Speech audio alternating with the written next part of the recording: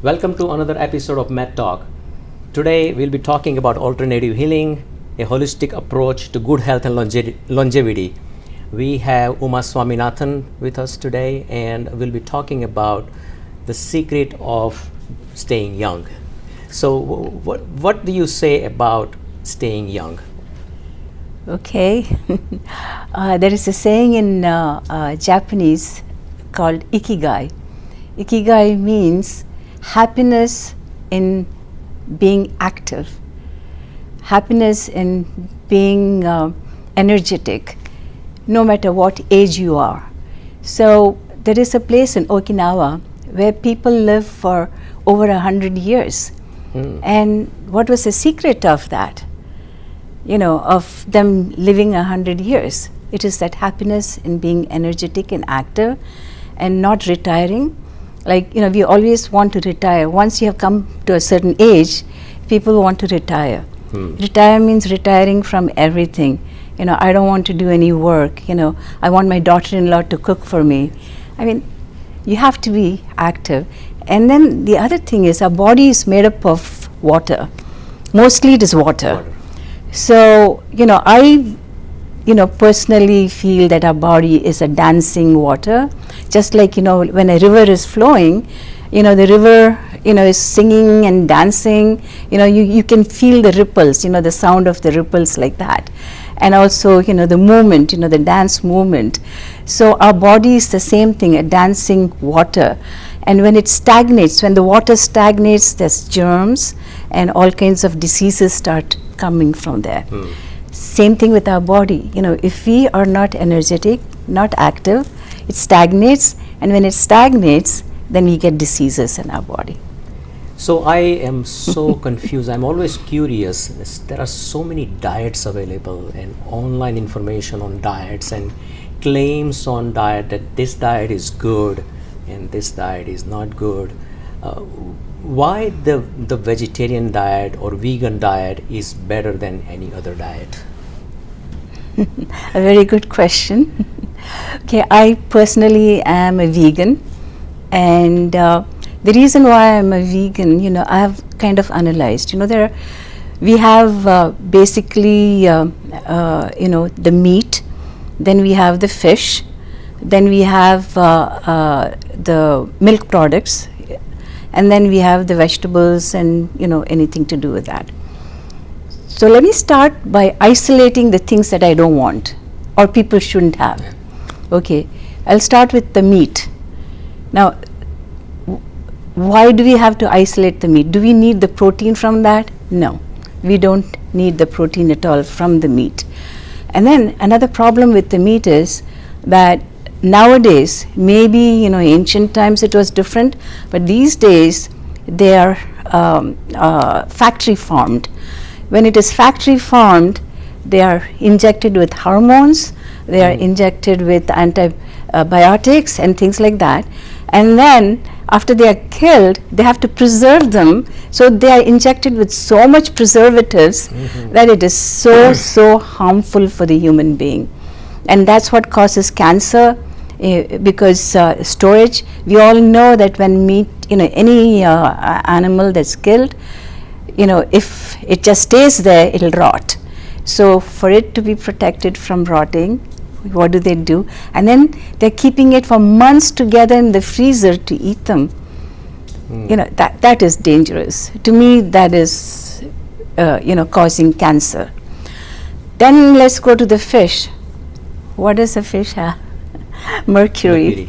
So the mercury is not good for us, and it causes Alzheimer's disease and brain damage from young age. You start, and then it's a very big problem. And then now we go to the milk products. Again, the cows now are factory farmed.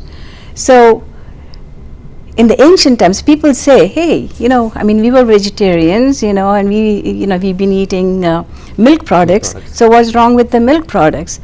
There was no problem with the milk products long time ago, during Krishna's time.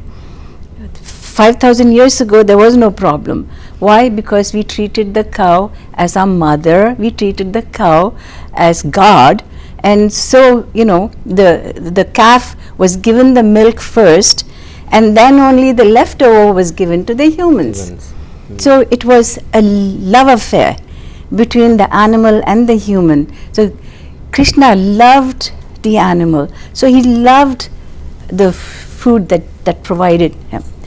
But now, with the hormone injected and all kinds of things, and then they also, when I'm talking about factory farmed, they're being injured, they're being harmed, they're not given space to roam around. The calves are not allowed to drink the milk from the cow. It's taken away from birth, and it is has to produce a certain amount of milk all the time. So dangerous, and that becomes tamasic. And when that milk product and all of that is so tamasic, it hurts us. Then we get into anger, violence, all of these kind of things by consuming these kind of products. Okay. So I personally said, let me become a vegan. And I've been a vegan for quite a while now. And so I avoid all of those things. So is vegan also really good? Many people ask that also. Yes. They say, where do I get my protein from? There's so much protein available in vegan food. Nuts and legumes, all those millet. Some of the millet has protein in it, and then we also have the dal and rice Lentils, combination. yes. No, the combination by itself is amazing. It provides so much nutrition together. So the ancients had found out that just getting the combination of dal, which is legume, and the rice together gives you enough protein. Like the protein has something like 20 amino acids, and out of that 9 are missing.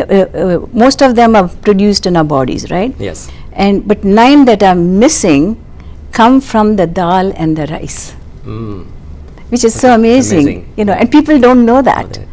That is what is strange. Yes. People don't know that, and that is the combination that had been created so many centuries ago by the culture, and it is really amazing. Yeah. So let me ask you a question. If I'm a vegetarian and if I become vegan, what are the health benefits I have? Or if someone asks me as a medical practitioner, ask me, if I become a vegan, what are my health benefits? Does that reduce any risk of overall health? No, absolutely not. Actually, it improves the overall health. Okay. And how does it improve? Like if you are a diabetic, you can bring down your A1C level very easily by becoming a vegan, because you're cutting down the milk products, and the milk products do cause high sugar in the body. So you're cutting down that, you're cutting down the meats that are harmful to you, and you're only now increasing the vegetables that are really great, and many of them also reduce the sugar level in the body. So if you know how to balance the right kind of grains, legumes and vegetables, then you can overcome anything, whether it is cancer or diabetes or blood pressure or anything can be overcome. But it is a balance, and many people forget that nutrition means a balanced meal. And even veganism, you have to have a balanced meal. All this fancy diets like keto diet, where you are only going into proteins and avoiding the carbohydrates, doesn't work, because we all know that our body needs every one of them. So let's move on to another topic. And I think you are expert in Reiki. You are a grandmaster in Reiki. What is Reiki? I heard that a lot of time from many of the common people. But what is Reiki, and what are the significance of Reiki in someone's life? Okay, Reiki is an amazing healing technique. What it is let me first tell you what Reiki stands for. Re means universal cosmic energy, and Ki means your prana, life force energy that's within you. It is harnessing the universal energy and bringing it to align with your prana, your life force energy, so that that can help you heal where it is needed, and also to rejuvenate you, to energize you in so many ways. So in Reiki, once you're attuned to that energy, you have to be attuned, just like in so many cultures, there is a process, like when a child comes of age, they do a mantra or whatever. Similarly, in Reiki also, you have to attune a person so that they can now receive the energy. And once the energy is received, it is with you forever. And then you use that energy to heal other people, use that energy to also manifest things. I want to manifest something, I have a goal, and that goal has to be manifested. It can be, because it has to do with telling yourself, it's like an affirmation, the affirmation that I'm saying, okay, when you really focus your mind to getting something accomplished, and you use that energy to accomplish that, the Reiki shows you the right path, and you're able to do it. So Reiki, you believe that it's a holistic approach to good health and longevity? Oh, absolutely. Okay. It is part of it. Okay. Actually, it was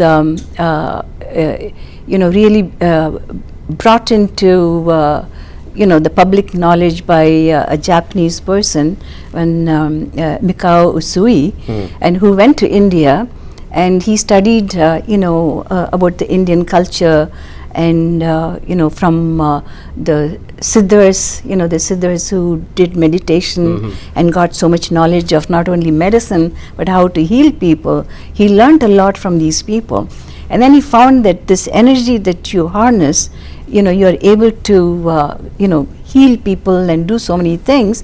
And so that just by itself doesn't work. He also showed, it is a holistic approach where the right kind of foods that have to be eaten, the exercise that you have to do, the meditation that goes with that. So it is all of that together. You just, let me say, you are a vegan, you did something very right, you're only eating that vegan food, and you are a couch potato, you're sitting in one place and you're just getting fat eating vegan food.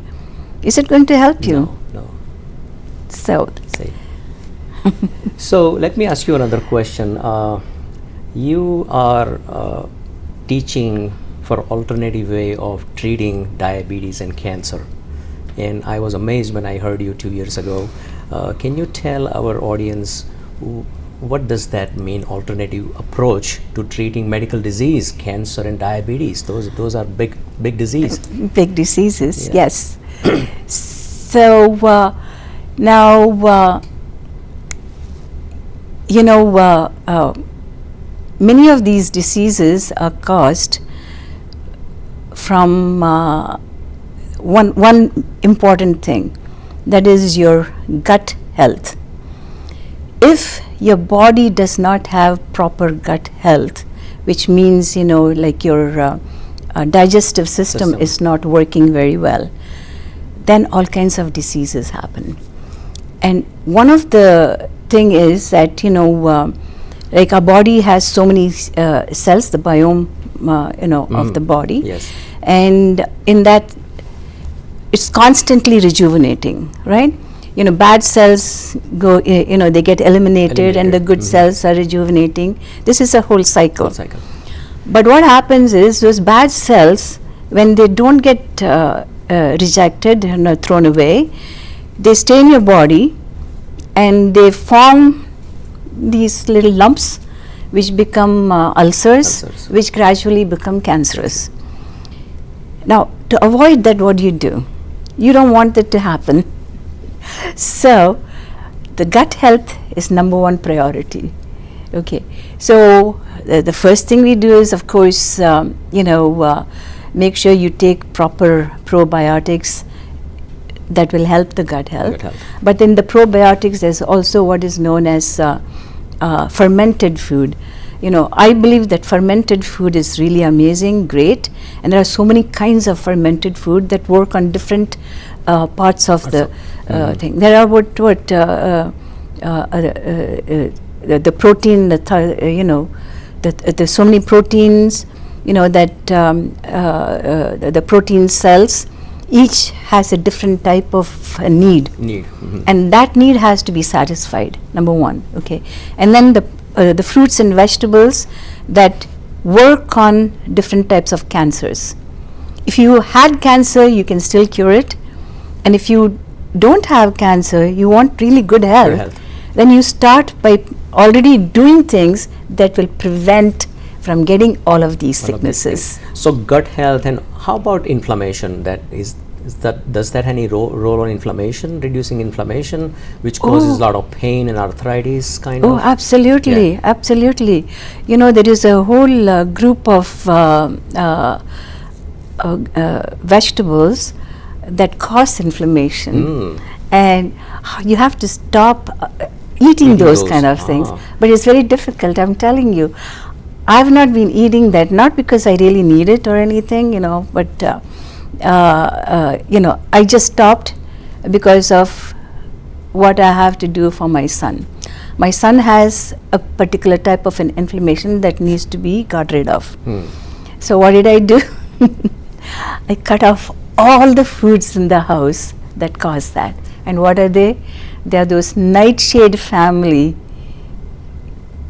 vegetables. So what are the nightshade family vegetables? Potatoes, people love them, but you have to give it up. Eggplant, people love them, eggplant. You have to give it up. Okay. Tomatoes, people love them, but you have to give it up.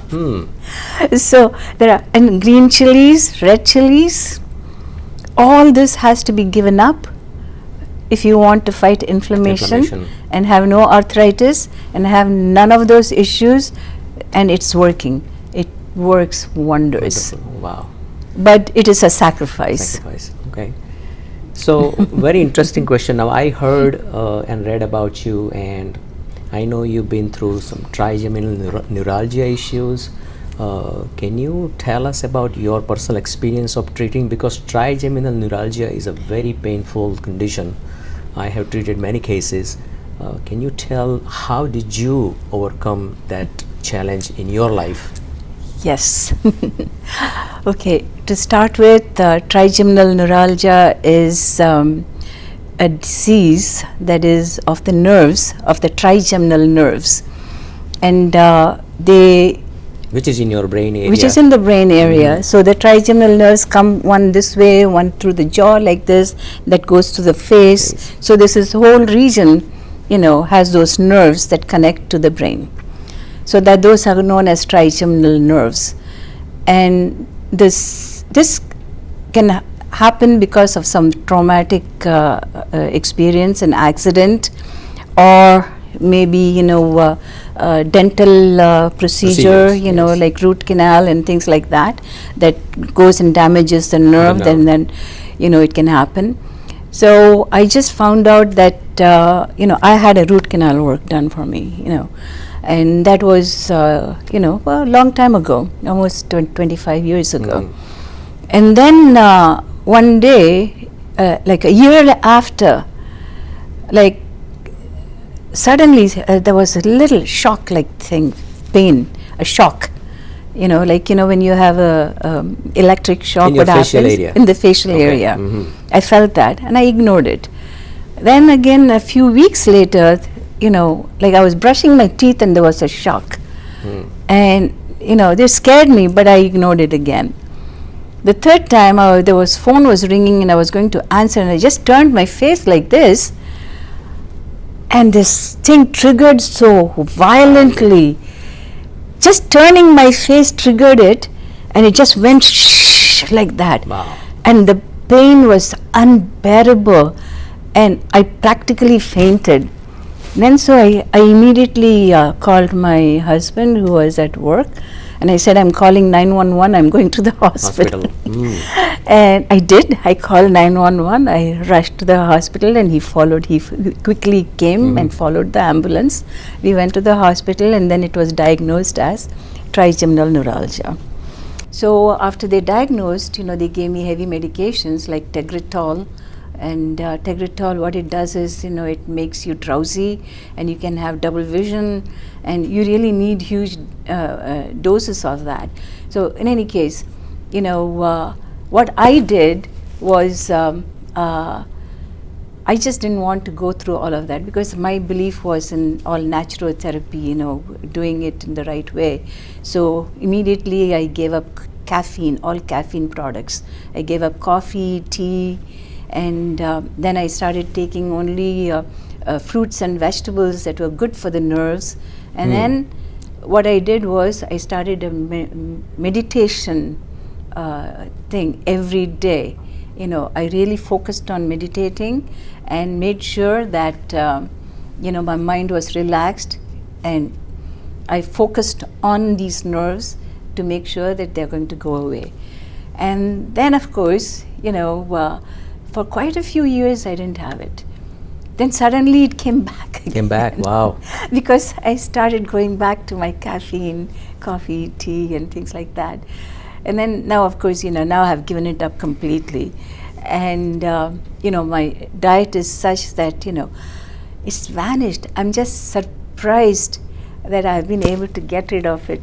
And I can sit here to tell you all about it. So anyone who has any such problem, please reach out to me. I'll help you. So I know you wrote a couple of books. What inspired you to write those 2 books, and what are those 2 books about? Can you tell us, our audience? Okay. The 2 books, one is called Herbal Transformations, and the other one is Healing with Herbs.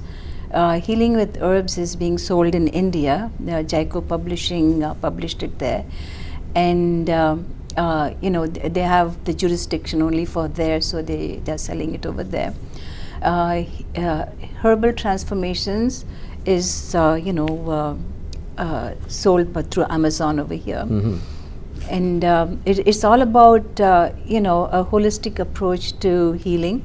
And so I go into ancient traditions, because in ancient times, what they had done, between Ayurveda and Siddha medicine, there was so much knowledge as to what herb works with what.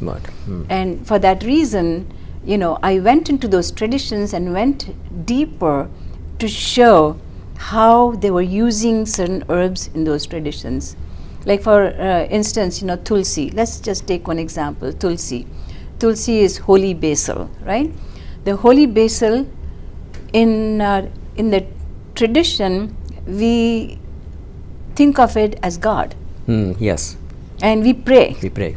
So every household in India, the Hindu household will have a Tulsi plant in the house. But it is such a great herb for healing. That is the main reason why, anything that is healing, we pray. We use them as offerings to God. So I talk about all of that. So I take every herb and I show from where it comes from, how, the traditions have really developed that. And then I give some recipes also. So, it's a good book, and hope, my audience can buy them. Thank you. Thank you so much, Uma. That was wonderful information on alternative healing, holistic approach for curing some medical diseases, diabetes, cancer, trigeminal neuralgias. So thank you so much for your time, valuable information to our audience, and keep doing the good job. Thank you so much. Thank you. Thank you. Yeah.